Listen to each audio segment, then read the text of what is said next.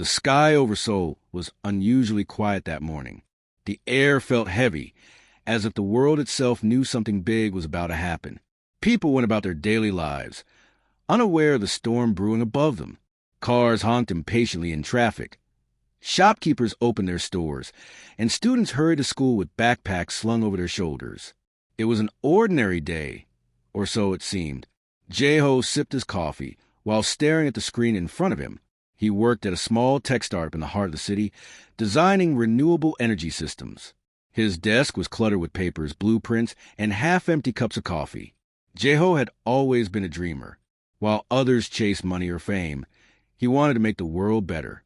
One invention at a time, he often told himself. His younger sister, Miare, was different from him in many ways. She was bold, outspoken, and fearless, working as a journalist for one of the city's leading newspapers. Her articles exposed corruption and injustice, earning her both praise and enemies. That morning, she had called Jae-ho to ask if he'd seen the strange lights reported in the night sky over Gwangju. "It's probably nothing," she said, though her tone suggested otherwise. But then, everything changed. At exactly 10:47 a.m., the ground shook. Not violently, but enough to make people stop what they were doing and look around. Jae-ho stood up from his chair, spilling his coffee onto the floor. Outside, the sky darkened. Thick clouds gathered unnaturally fast, blotting out the sun. A low hum filled the air, growing louder by the second. It wasn't like thunder or wind. It was something else entirely, something unnatural. People poured into the streets. Pointing upward, above the city, massive shapes began descending through the clouds. They were ships, enormous, metallic vessels unlike anything anyone had ever seen. Their surfaces shimmered with an otherworldly glow, reflecting light even though the sun was hidden. Each ship was larger than any skyscraper in Seoul, casting long shadows across the city. Panic spread quickly. Phones buzzed with alerts. Social media feeds flooded with videos, and news channels scrambled to cover the event. No one knew what these ships were or where they came from. Some thought it was a military experiment gone wrong. Others believed it was the beginning of an alien invasion, a concept once reserved for movies and books, now terrifyingly real.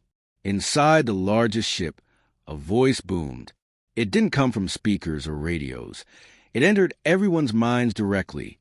The words were clear, cold, and commanding. "We are the Valens. Your species has reached its limit. You will serve us, or you will perish." The voice sent chills down Jae-ho's spine. He stepped out of his office building, joining the crowd gathering on the street. Everyone looked up, frozen in awe and fear. The Valon ships hovered silently, their presence dominating the skyline.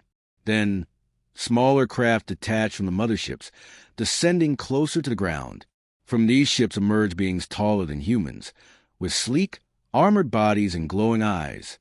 They moved with precision, scanning the crowds below. "Kneel!" the voice commanded again. This time, it was accompanied by a wave of force that pushed people to their knees. Many obeyed instantly, overwhelmed by fear. Others resisted, trying to stand despite the invisible pressure crushing them. Screams echoed through the streets as chaos erupted. Jae-ho fell to one knee, gritting his teeth against the pain. Beside him, an elderly man collapsed completely, sobbing uncontrollably. A young woman tried to run, but was knocked off her feet by the force. The scene was unbearable. Humanity, once proud and defiant, was being forced into submission without a fight. Miare watched the events unfold from her apartment window. As a journalist, she had seen her share disasters, but this was beyond anything she could have imagined. Grabbing her camera, she rushed outside to document the moment. She wove for the panicked crowds, capturing footage of the alien ships and the terrified faces of her fellow citizens. When she reached the main square, she saw Jae-ho struggling to stay upright. Without hesitation, she ran to him. "Are you okay?" she asked, helping him rise to his feet. "I'm fine," he replied, though his voice trembled. "But we can't just give in like this. We can't let them win." Miare nodded, her jaw tightening with determination. "Then we'll find a way to fight back." As the hours passed, the Valens made their intentions clear. They demanded total obedience. forcing humans to work in labor camps and confiscating advanced technology. Resistance was met with brutal punishment. Soldiers patrolled the streets, ensuring compliance. Anyone who dared to defy the invaders was dealt with swiftly and harshly. Despite the overwhelming odds, Jeho couldn't shake the feeling that there had to be a way to resist. He spent the next few days observing the aliens closely, studying their movements and behavior. At night, he stayed awake, sketching designs for potential weapons or tools that might help humanity reclaim its freedom. But ideas alone weren't enough. He needed allies, resources, and a plan. Miare, meanwhile, used her skills as a journalist to gather information. She interviewed survivors, documented atrocities, and pieced together fragments of data about the Valen's weaknesses. Her reports became a lifeline for those still hoping to fight back. Through underground networks, she shared her findings with others brave enough to resist. One evening, as Jeho sat alone in his dimly lit apartment, he received a message from an unknown sender. It was a series of numbers and letters, seemingly random at first glance. But when he entered them into his computer, a hidden file unlocked. Inside was a map showing locations of rebel groups scattered across the country. One name stood out, Hyang-Soo. Hyang-Soo was a former soldier who had fought in conflicts before dedicating his life to protecting civilians. Now, he led one of the largest resistance cells in Korea. Intrigued, Jeho decided to track him down. If anyone could help turn the tide against the Valens, it was someone like Hyang-Soo. With Miare's encouragement, Jeho set out on a dangerous journey to meet the rebel leader. Along the way, he encountered others who refused to kneel, ordinary people driven to extraordinary acts of courage, farmers hiding families in secret bunkers, teachers smuggling supplies to labor camps, engineers reverse engineering alien tech. Each story fueled Jeho's resolve. By the time he reached Hyang-Soo's base, hidden deep in the mountains, Jeho realized he wasn't alone in his desire to fight back. There were thousands, maybe millions, of people willing to risk everything for freedom. Together, they would form the foundation of a rebellion powerful enough to challenge the Valens. Standing among the rebels, Jeho felt a spark of hope ignite within him. The road ahead would be difficult, perhaps impossible. But one thing was certain: humanity had taken its first step toward defiance. And no matter how strong the Valens were, they would soon learn that some spirits cannot be broken. The day humans refused to kneel had begun. Weeks had passed since the Valens' arrival, and life on Earth had become a nightmare. The invaders enforced their rule with ruthless efficiency. Cities were transformed into sprawling labor camps, where humans worked endlessly under the watchful eyes of alien overseers. The once bustling streets of Seoul were now eerily quiet, save for the sound of boots marching and the hum of alien machinery. Hope was fading fast. Jeho moved through the ruins of his city like a ghost. His days were spent repairing broken equipment for the Valens, a task they assigned to those with technical skills. Each day felt heavier than the last, but he refused to let despair take hold. In the quiet moments, when no one was watching, he studied the alien technology around him. He noticed patterns, weaknesses in their systems that might be exploited. But without help, his observations were useless. Miare, on the other hand, was nowhere to be seen. After their brief reunion during the initial invasion, she had been taken to a work camp outside the city. Joe didn't know if she was safe or even alive. Her absence weighed heavily on him, but he clung to the belief that she was still fighting. If anyone could survive this, it was Miare. One evening, as Jeho returned to his makeshift quarters, a small, crumbling apartment he shared with other workers, he found something unusual. Hidden inside a damaged drone he'd been ordered to repair was a tiny chip. At first glance, it looked like nothing more than scrap, but something about it caught his attention. When he inserted it into his computer, lines of code scrolled across the screen. They weren't random. They formed a message. Brothers and sisters, do not lose hope. We are watching. We are waiting. The message went on to describe a network of rebels scattered across Korea, all working toward the same goal: freedom. It included coordinates and instructions for contacting others who resisted the Valens. For the first time in weeks, Jeho felt a flicker of excitement. He wasn't alone. There were others out there, just like him, determined to fight back. Determined to learn more, J-Ho followed the instructions on the chip. Late at night, after curfew, he slipped away from the labor camp and traveled to a secluded location marked on the map. There, hidden beneath an abandoned subway station, he met Hyung-soo, a former soldier turned rebel leader. Hyung-soo was older than J-Ho, with sharp features and a commanding presence. His hands bore scars from years of battle, and his eyes carried the weight of countless losses. "You're brave to come here," Hyung-soo said, studying J-Ho carefully. "Most people would rather keep their heads down than risk everything." "I'm not most people," J-Ho replied firmly. "I want to help. I've seen how they operate. Their tech has flaws we can use against them." Hyung-soo nodded approvingly. "Good. We need minds like yours. People willing to think, to plan, to act. But you should know it won't be easy. Every step forward comes at a cost." Over the next few hours, Hyung-soo explained the state of the rebellion. Small groups of fighters operated independently, striking at Valon supply lines and freeing prisoners whenever possible. However, these efforts were disorganized and lacked coordination. What they needed was someone to unify them, to create a strategy that could turn isolated acts of defiance into a full-scale resistance. "That's where you come in," Hyung-soo said, pointing to J-Ho. "You understand their machines better than anyone else here. With your knowledge, we can hit them where it hurts." The day of the assault arrived, and the air was thick with tension. Across Korea and soon the entire world, rebels prepared for what would likely be the most dangerous mission of their lives.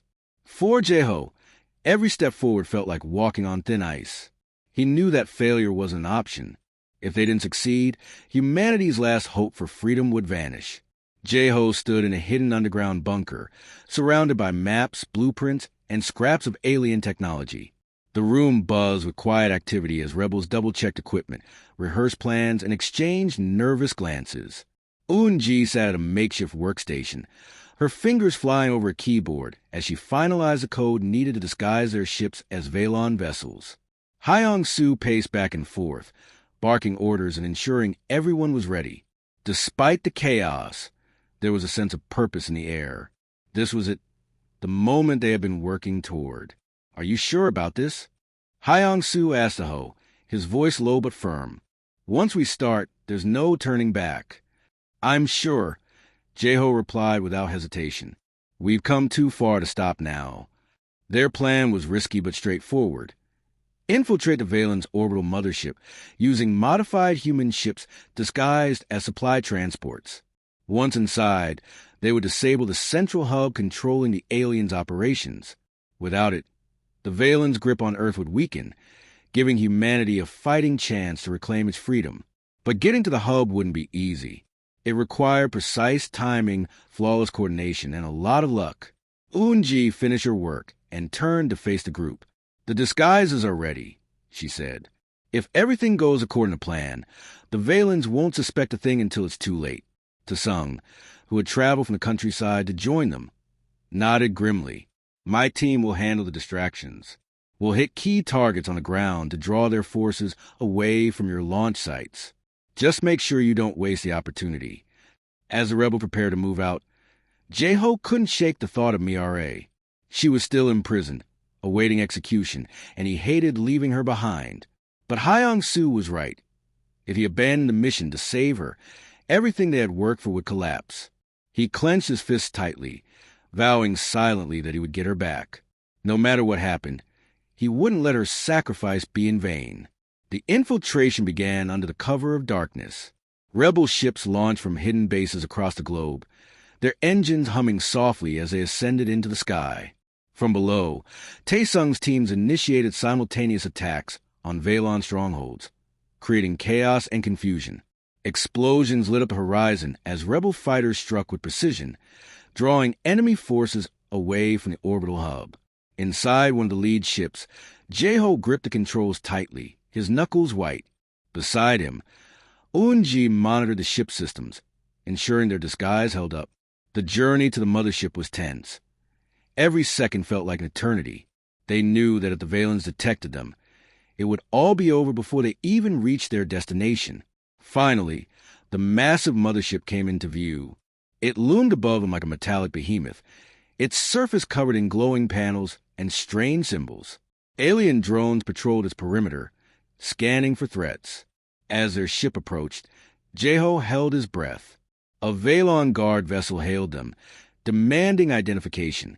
"This is it," Unji whispered, her eyes glued to the screen. "Let's see if my code holds." For a moment, nothing happened. Then, the guard vessel signaled clearance, allowing them to dock. The disguise had worked. Relief washed over Jeho, but he knew they weren't safe yet.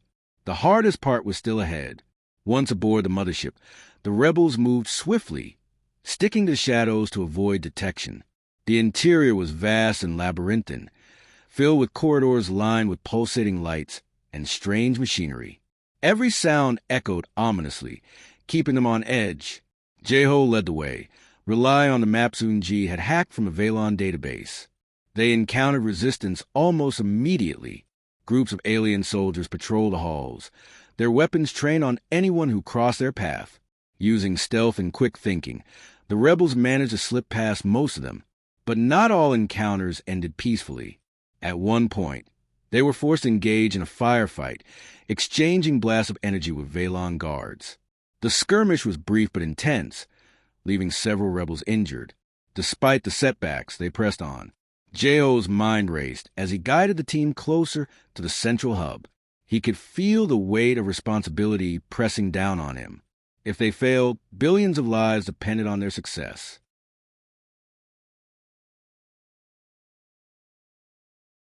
Meanwhile, in the labor camp where Mira was being held, the situation grew dire. Her execution was scheduled for dawn, and time was running out. However, unbeknownst to her captors, Hyang-Soo had assembled a small rescue team. Under cover of darkness, they infiltrated the camp, taking advantage of the chaos caused by Taesung's attacks. Mira sat in her cell, staring at the wall.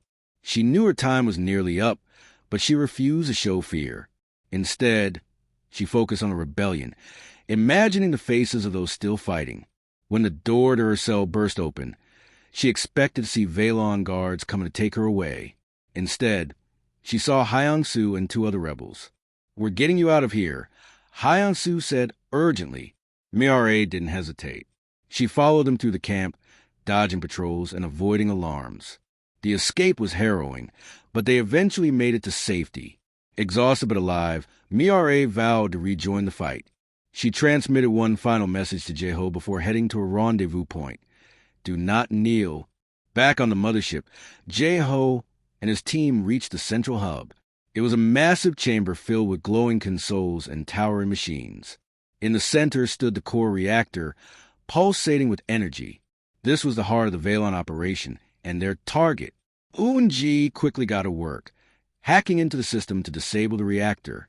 "I need 5 minutes," she said, her voice steady despite the danger. Jeho and the others formed a defensive perimeter, ready to hold off any attackers. Sure enough, Valon reinforcements arrived moments later.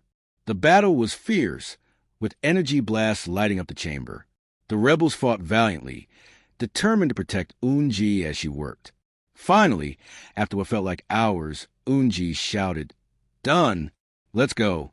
But as they turned to leave, the Valon commander appeared, blocking their path. Towering and menacing, the aliens sneered at them. "You think you can defeat us? You are nothing but insects." Jeho stepped forward, meeting the commander's gaze. Insects who refused to kneel. With that, he triggered the reactor's self-destruct sequence. Alarms blared as the chamber shook violently. The rebels ran for their lives, narrowly escaping as explosions rocked the mothership. As they fled the dying vessel, Jeho looked back at the crumbling structure. For the first time in weeks, he allowed himself a small smile. The fight wasn't over, but they had struck a devastating blow against the Valons. Humanity had taken a stand, and it wasn't about to back down. The destruction of the Valon mothership sent shockwaves through their empire. Without the central hub controlling their network, the aliens' operations on Earth began to unravel. Their ships faltered in the skies, their weapon systems malfunctioned, and their once perfect coordination dissolved into chaos. For the first time since their arrival, humanity saw a glimmer of hope. Jeho's ship barely made it out of the exploding mothership alive. The rebels clung to their seats as alarms blared and debris flew past the windows. Unji gripped the controls tightly, her hands steady despite the chaos around them. "Hold on!" she shouted, navigating to the fiery wreckage. Behind them, the mothership broke apart, its glowing fragments raining down like stars falling from the sky. The sight was both terrifying and beautiful, a symbol of humanity's defiance against an overwhelming force. As they escaped the blast radius, Jeho turned to look back at the dying vessel. His heart pounded with a mix of fear and triumph. They had done it. Against all odds, they had struck a devastating blow to the Valens. But there was no time to celebrate. The rebels knew that while the mothership's destruction would cripple the invaders, it wouldn't end the fight. The Valens were still here, and they wouldn't give up without a struggle. The battle for Earth was far from over. Back on the ground, Taesung's teams continued their assault on Valon strongholds. The explosions lit up the night sky, shaking the earth beneath their feet. Guerrilla fighters struck quickly and disappeared just as fast, keeping the aliens off balance, in cities and rural areas alike. Humans rose up in defiance, emboldened by news of the mothership's destruction. In Seoul, crowds gathered in the streets, cheering and chanting slogans of resistance. For weeks, they had lived in fear, bowing to the Valens' demands. Now they dared to stand tall. Some even attacked alien patrols, using whatever weapons they could find, rocks, pipes, makeshift explosives. It wasn't organized or strategic, but it was powerful. The spirit of rebellion spread like wildfire. Hyang-soo led his team in securing key locations across the city. With Miare now safely reunited with her brother, she joined the fight, documenting the uprising and sharing stories of courage with the world. Her words became a rallying cry for those still afraid to act. "If we don't fight now," she wrote, "we may never get another chance." Inside the remnants of the Valon fleet, confusion reigned. Without the central hub to guide them, the aliens struggled to maintain order. Their commanders barked orders, trying to regain control, but their forces were scattered and disorganized. Ships drifted aimlessly in orbit, some colliding with each other as systems failed. On the ground, patrols abandoned their posts, retreating to regroup. But the Valens weren't defeated yet. What they lacked in coordination, they made up for in sheer brutality. Desperate to restore their dominance, they launched brutal counterattacks against human resistance cells. Entire neighborhoods were razed to the ground, and thousands of people were killed. The cost of freedom was high, and humanity paid it in blood. Jeho watched the devastation unfold from the safety of their hidden base. Each report of civilian casualties weighed heavily on him. He had always believed in fighting for a better future, but seeing the toll it took on innocent lives made him question whether it was worth it. Was this truly the only way? Miare noticed his hesitation and pulled him aside. "I know you're thinking about stopping," she said softly. "But if we stop now, everything we've done will be for nothing. Do you really want to go back to living under their rule?" Jeho shook his head. "No, but I hate seeing so many people suffer because of us." "They're suffering because of the Valens," Miare replied firmly. "We didn't start this war, they did. All we can do is keep fighting, and make sure their sacrifices mean something." Her words reignited Jeho's resolve. She was right. Giving up wasn't an option. They had come too far to turn back now. As days passed, the rebels regrouped and planned their next move. With the mothership gone, the Valens' remaining forces were vulnerable. Hyang-soo proposed hitting their largest remaining stronghold, a massive fortress located near the coast. If they could destroy it, they might break the aliens' hold on Earth once and for all. Unji worked tirelessly to gather intelligence on the fortress, hacking into surviving Valon communication networks. She discovered that the structure housed not only troops, but also advanced weaponry capable of wiping out entire cities. Taking it down wouldn't be easy, but it was necessary. "We'll need everyone for this," Hyang-soo announced during a meeting with rebel leaders. "Every fighter, every resource we have. This is our chance to end this." Taesung volunteered to lead the assault, knowing it would be his most dangerous mission yet. "My team will hit them hard and fast," he said. "We'll draw their fire so you can get inside and disable their systems." Jeho nodded, grateful for Taesung's bravery. Once we're inside, Unji and I will take care of the rest. Just give us enough time. The plan was set. The rebels prepared for what would likely be the final battle of the war. Weapons were checked, supplies were packed, and strategies were reviewed. Everyone knew the risks, but no one hesitated. They had chosen to fight, and they would see it through to the end. On the day of the attack, the rebels moved with precision and purpose. Taesung's teams launched diversionary strikes along the perimeter of the fortress, drawing Veilon forces away from the main entrance. Explosions rocked the area as artillery fire rained down on the aliens. Smoke filled the air, making it difficult to see, but the rebels pressed forward undeterred. Jeho, Unji, and a small group of fighters slipped through the chaos, heading straight for the fortress's core. Inside, they found themselves surrounded by towering machines and glowing consoles. The air hummed with energy, and the walls pulsed faintly, as if alive. Unji immediately got to work, her fingers flying over a portable device as she hacked into the system. "Keep them off me!" she shouted, her voice tense but focused. Jeho and the others formed a protective circle around her, fending off waves of Veilon soldiers. Energy blasts lit up the room as the rebels fought desperately to hold their ground. One by one, their numbers dwindled, but they refused to fall back. Each loss fueled their determination to finish the mission. Finally, after what felt like hours, Unji let out a triumphant cry. "Got it? The system is shutting down." But their victory was short-lived. A massive Veilon commander appeared, blocking their exit. Its armor gleamed menacingly, and its eyes burned with fury. "You insects dare challenge us?" It roared, raising its weapon. Jeho stepped forward, standing between the alien and his team. "Yes," he said, his voice steady, "and we're not afraid." With that, he triggered a secondary explosion, destroying the fortress's power core. The building shook violently as alarms screamed overhead. The rebels ran for their lives, narrowly escaping as the structure collapsed behind them. When they emerged into the daylight, they were greeted by cheers from their comrades. The fortress was gone, reduced to rubble. The Valen's last stronghold had fallen, and with it, their ability to maintain control over Earth. Jeho looked around at the battered but determined faces of his fellow rebels. They had paid a heavy price, but they had won. Humanity had stood together, refusing to kneel, and in doing so, they had reclaimed their freedom. The fight wasn't entirely over. The Valen still lingered in the shadows, but for the first time in months, the future felt bright. And as long as people like Jeho, Miare, and the countless others who had fought alongside them remained, humanity would never bow again. The fall of the Veilon fortress marked a turning point in the war. Without their central command and key strongholds, the invaders began to retreat. Their once unstoppable forces were now scattered, disorganized, and struggling to regroup. For humanity, it was a moment of triumph, but also one of profound loss.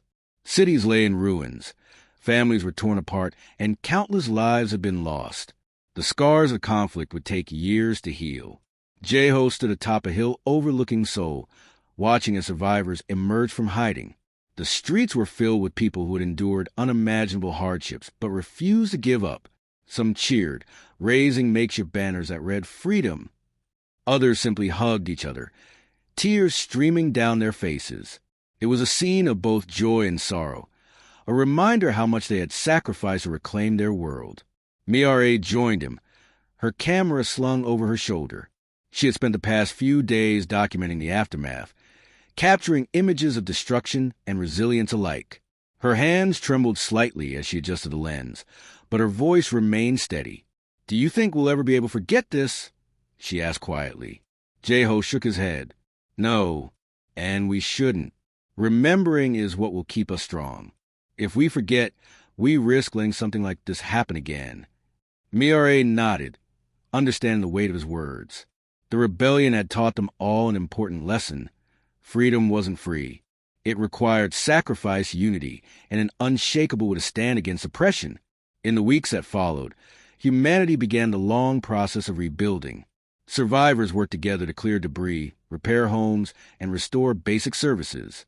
Farmers planted crops on land reclaimed from alien mining operations, while engineers studied salvage Veilon technology, hoping to adapt it for human use.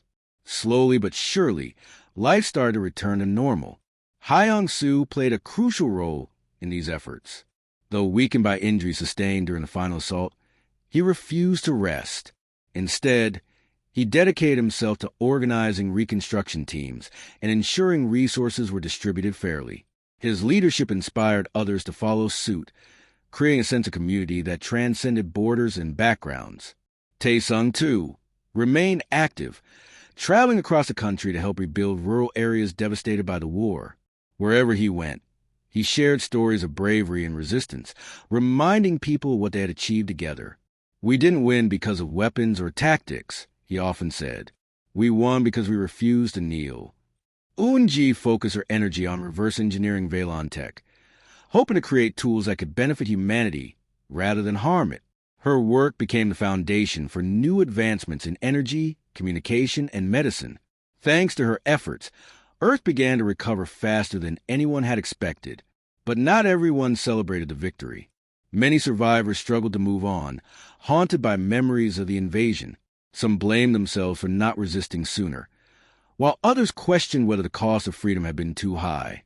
Jae-ho saw this pain reflected in the eyes of those around him, including Miare.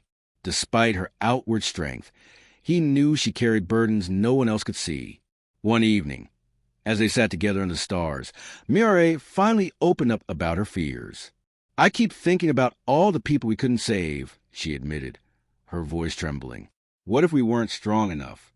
What if we failed them?" Jae-ho placed a hand on her shoulder, offering silent comfort. When he spoke, his words were gentle but firm. "We did everything we could. That's all anyone can ask of us. The people who died, they believed in us. They believed in a better future. Now it's our job to make sure their sacrifices weren't in vain." Miare wiped away her tears and nodded. "You're right. We owe it to them to keep going." As time passed, humanity began to look beyond Earth. The Valen's departure left behind fragments of their empire, abandoned ships, forgotten colonies, and untapped resources scattered across the galaxy. Some argued that humanity should explore these remnants, seeking knowledge and opportunities to grow. Others feared repeating the mistakes that had led to the invasion, warning against venturing too far into the unknown. Jae-ho found himself caught between these two perspectives. On one hand, he understood the importance of learning from Valen's technology and culture. On the other, he worried about humanity's readiness to step onto the interstellar stage. Could they handle the responsibilities that came with such power? Or would they repeat the cycle of conquest and domination? Ultimately, Jae-ho decided to focus on the present. Humanity had barely survived its first encounter with an alien species. Rushing into space without fully understanding its own strengths and weaknesses would be reckless. Instead, he proposed using the recovered Veilon tech to improve life on Earth, to build a society where no one would have to suffer as they had during the invasion. His vision resonated with many. Under his guidance, teams of scientists, engineers, and ethicists worked together to develop policies governing the use of alien technology. These guidelines ensured that humanity's progress would be guided by compassion, cooperation, and respect for all forms of life. Years later, the memory of the Veilon invasion lived on, not as a tale of fear, but as a testament to human resilience. Monuments were erected in honor of those who had fought and fallen, and annual ceremonies were held to celebrate the day humans refused to kneel. Schools taught the story of the rebellion, emphasizing the values of courage, unity, and determination. Jae-ho and Miare continued to play vital roles in shaping the future. While Jae-ho focused on technological innovation, Miare used her platform as a journalist to advocate for justice and equality. Together, they reminded the world of the lessons learned during the darkest chapter in human history, that even in the face of overwhelming odds, hope could prevail when people stood together. On clear nights, Jae-ho often gazed at the stars, wondering what lay beyond Earth's atmosphere. He imagined distant worlds, strange civilizations, and endless possibilities. But instead of fear, he felt excitement. Humanity had proven itself capable of greatness, and as long as they remembered their past, they could achieve anything. "We'll never kneel again," Jae-ho whispered to himself, smiling faintly. Not to anyone. And with that thought, he turned back toward the city lights below, ready to face whatever challenges lay ahead.